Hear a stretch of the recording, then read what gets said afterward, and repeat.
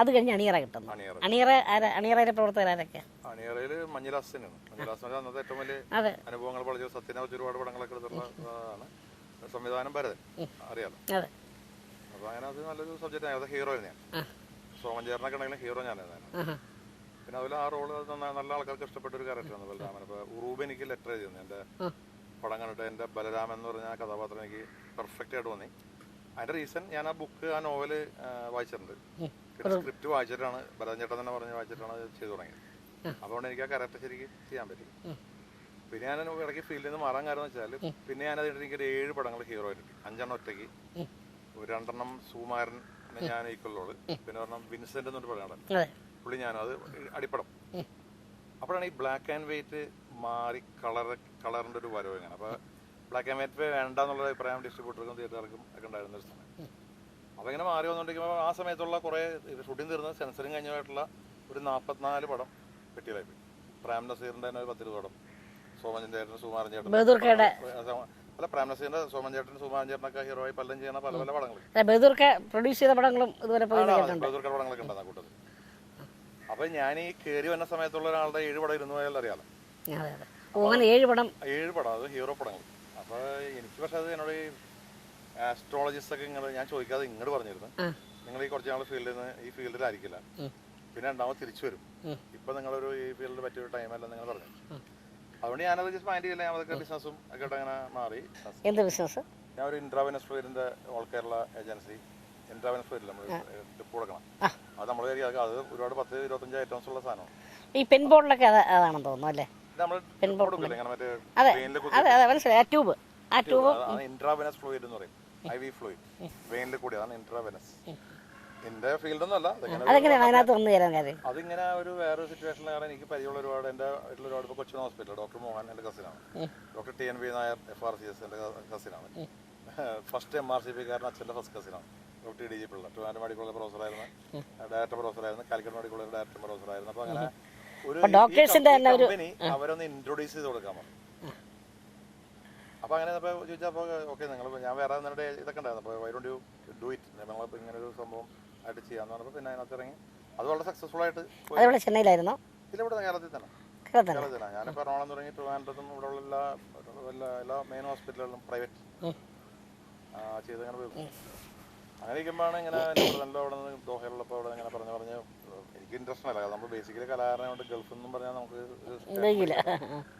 എന്നാലും പിന്നെ പുള്ളി ഇങ്ങനെ പറഞ്ഞ് വേണമെങ്കിൽ തിരിച്ചു വന്നു എന്ന് പറഞ്ഞിട്ട് ഞാൻ പിന്നെ പോയി അവിടെ അങ്ങനെ നോക്കിയപ്പോൾ കുഴപ്പമൊന്നുമില്ല. അങ്ങനെ ഒന്നും ഞാൻ അതും അൺഎക്സ്പെക്റ്റഡ്. എന്റെ ഫീൽഡ് അല്ലേ. ഞാൻ അവിടെ ഞാൻ നിസാന്റെ സെയിൽസ്മാനായിരുന്നു 7 കൊല്ലം. നിസാൻ കാറിന്റെ ഹോൾ എല്ലാ വണ്ടികളുടെയും. അത് ആ ഫീൽഡിൽ അങ്ങനെ വന്ന് അതങ്ങനെ ക്ലിക്കായി അവിടുത്തെ the first Asian becoming the sales manager of A car company മൊത്തത്തിൽ ദോഹയിലായിരുന്നു. ഒരു കാറിന്റെ ഒരു കമ്പനിയിലും ഒരു മലയാളിയും ഒരു ഇന്ത്യക്കാരനും ഒരു ഏഷ്യക്കാരനും അതുപോലെ സെയിൽസ് മാനേജറായിട്ട്. അതിനിടയ്ക്ക് പിന്നെ ദുബായിൽ 2 വർഷം മിറ്റ്സുബിഷിയുടെ സെയിൽസ് മാനേജറായിരുന്നു.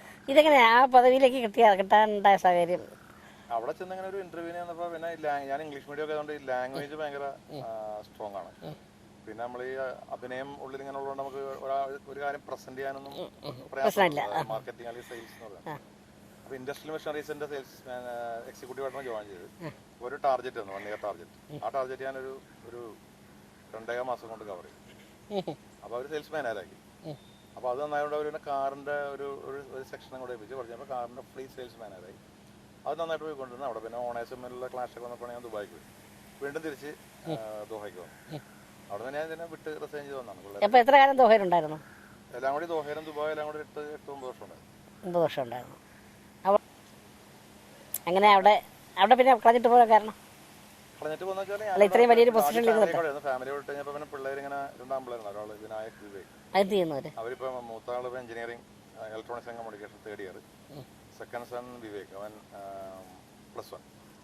അപ്പൊ അവരൊക്കെ 9ലും ആ ക്ലാസ്സിലൊക്കെ അവർക്ക് നമ്മളോട് വേണമെന്നുള്ള ഒരു ഇത് വന്ന് പിന്നെ ഞാനിങ്ങനെ അവര് നാട്ടിലായിരുന്നു, അവിടെ ആയിരുന്നു. പിന്നെ കുറെ കഴിഞ്ഞ് ഇങ്ങോട്ട് വന്നിട്ട് പിന്നെ ഇവിടെ പഠിത്തം തുടങ്ങിയത്. അവിടെ തന്നെ പഠിച്ചുകൊണ്ടിരുന്നാലും പിള്ളേർക്ക് ഒന്നും ഫേസ് ചെയ്യാനെന്നുള്ളൊരു. അപ്പൊ ഇവിടെ വന്നപ്പോൾ അവർ ശരിക്കും മാറി ഇവിടെ എന്താണ് നടക്കണമെന്ന്, ഇവിടുത്തെ സിസ്റ്റംസും കസ്റ്റംസും ഒന്നും കല്യാണത്തിന് അല്ലെങ്കിൽ മറ്റാവശ്യങ്ങൾക്കൊക്കെ അവിടെ പോയി ഇങ്ങോട്ട് പോയി. സോ ആ പ്രശ്നം. പിന്നെ എൻ്റെ അടുത്ത് ഞാൻ അവിടെ വെച്ചും ഈ മമ്മൂട്ടി, മോഹൻലാൽ ഇവരൊക്കെ ആയിട്ട് നല്ല ബന്ധം. ഞാൻ എന്നെക്കാളും മൂത്താണ് മമ്മൂട്ടിയൊക്കെ ഒരുപാട്. പക്ഷേ ഞാൻ സീനിയറാണ്. അതെ അതെ ഹീറോയായിട്ട് സീനിയർ ഹീറോ ഞാനാണ്. ഹീറോ അതെ അപ്പൊ ഈ ലാല് ഞാനും കൂടി ഞങ്ങൾ മദ്രാസിൽ മോഹൻലാലൊക്കെ വെച്ചിട്ട് 5-6 കൊല്ലം ഒരേ സ്വാമി സോളജി താമസിച്ചുള്ളത്. വരുമ്പോൾ ഇവരായിട്ട് പിന്നെ ഇന്നസെന്റ് ഏട്ടൻ എന്റെ അളിയന്റെ ക്ലാസ്മേറ്റ് ആണ്.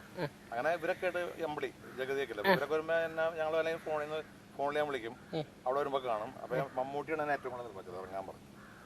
ഇറങ്ങും പക്ഷേ നേരെയൊക്കെയാണ്. പക്ഷെ എന്നാലും നിങ്ങൾക്ക് വലിയ വ്യത്യാസമൊന്നുമില്ല. ഇത്രയും വർഷം കഴിഞ്ഞിട്ട് അന്നത്തെക്കാളും ഗ്ലാമർ ആണെന്നൊക്കെ പറയും. അതേപോലെ ഇപ്പൊ റെമൂണറേഷനൊക്കെ ഭയങ്കര കൂടുതലാണ്. ഒരു ക്യാരക്ടർ റോളിലൊക്കെ വന്നു കഴിഞ്ഞാൽ 2-2 ലക്ഷം രൂപ 5-8 ദിവസം ഡേറ്റ് കൊടുത്താൽ കിട്ടും. പിന്നെ നിങ്ങൾക്ക് ഏത് റോളും ചെയ്യാം. നെഗറ്റീവോ പോസിറ്റീവോ മറ്റേ മറിച്ച് എന്തോന്നും ചെയ്യാം എന്നൊക്കെ പറഞ്ഞ് എന്നിട്ട് ഞാൻ അങ്ങനെയൊന്നും വന്നില്ല. പിന്നെ എനിക്ക് തോന്നി ഓക്കെ ഞാൻ റിസൈൻ ചെയ്ത് വന്ന ഒരു ബിസിനസ് ഒക്കെ തുടങ്ങിയിട്ട് അത് കറങ്ങാൻ തരുമ്പോഴത്തേക്കും ഒരു പ്രൊഡ്യൂസറെ വിളിച്ചിട്ട് പെട്ടെന്ന് പറഞ്ഞാൽ അങ്ങനെ മുരളിമാൻ സാറിൻ്റെ ഞാനിങ്ങനെ ഒരു AR പ്രൊഡക്ഷൻ. അപ്പോൾ ഞങ്ങളിങ്ങനെ ഞാൻ കുറേ സീരിയലൊക്കെ എടുത്തിട്ടുണ്ട്. അപ്പോൾ ഇപ്പോൾ ഒരു സീരിയലൊക്കെ ഉണ്ട് കന്യാസനം. അപ്പോൾ അതിനകത്തൊരു ക്യാരക്ടർ ഉണ്ട്. അപ്പോൾ ഞാൻ പ്രൊഡക്ഷൻ മാനേജർ ഞങ്ങളുടെ എറണാകുളത്തേക്ക് വെച്ചാൽ കണ്ട് സംസാരിച്ചിട്ട് നമുക്ക് അങ്ങനെ ശരിയെന്ന് വന്ന് അതിനത് ചെയ്തു. അതിനകത്തൊരു നായികയുടെ ഫാദർ. അപ്പോൾ ആദ്യം ഒരു വില്ലൻ റോള് പറഞ്ഞു. ഞാൻ പറയാം ആദ്യമായിട്ട് വന്നിട്ട് ഇനി കുറേ നാളുകൂടി ഒരു വില്ലൻ റോള് സീരിയൽ TV-യിൽ വരണ്ട. കാരണം ഈ ശങ്കരാചാര്യൻ എന്നുള്ള ഇപ്പോഴും മുരളീമോഹൻ എന്ന് പറഞ്ഞാൽ പഴയ ആൾക്കാരെ ശങ്കരാചാര്യൻ എന്നറിയാം. അപ്പോൾ പിന്നെ ഒരു ക്യാരക്ടറാണ്. അപ്പോൾ മുടിയൊക്കെ ഒന്ന് നിരപ്പിച്ച് ഞാൻ പറയാം അത് കുഴപ്പമില്ല. നമ്മളിപ്പോൾ അഭിനയിക്കുന്നതിൽ മുടി അർപ്പിച്ചതിൽ കുഴപ്പമില്ല. നായികയുടെ ഫാദർ 2 ഭാര്യമാർ നല്ലൊരു ക്യാരക്ടർ അത് ചെയ്തു. പിന്നെ ത്രൂവോട് അങ്ങനെ ഷൂട്ടിങ് എല്ലാ ആഴ്ചയും വന്ന് അങ്ങനെ ആയിരിക്കുമ്പോൾ വേറെ ആ അമ്മ എന്നുണ്ട് സീരിയൽ കൈരളിയിൽ വന്നു. അത് ചെയ്തു. അതിനകത്തൊരു സെൻട്രൽ ക്യാരക്ടർ. അപ്പോഴാണ് പഴശ്ശിരാജയിൽ ചിറക്കൽ രാജാവിനെ അവർ കാസ്റ്റ് ചെയ്യാണ്ടിരിക്കുകയാണെന്ന് പറഞ്ഞപ്പോൾ ശരീരം വിളിച്ച് കണ്ടേ. അപ്പോൾ അതാണ് ഫസ്റ്റ് അഭിനയിക്കണം മമ്മൂട്ടി ഞാനും കൂടി തന്നെ രാജാവായിട്ട് ഉള്ള അളിയനാണല്ലോ ചേട്ടനാണല്ലോ. അതെ പഴശ്ശിരാജയിലെ അതാണ് ആദ്യം ചെയ്തത്.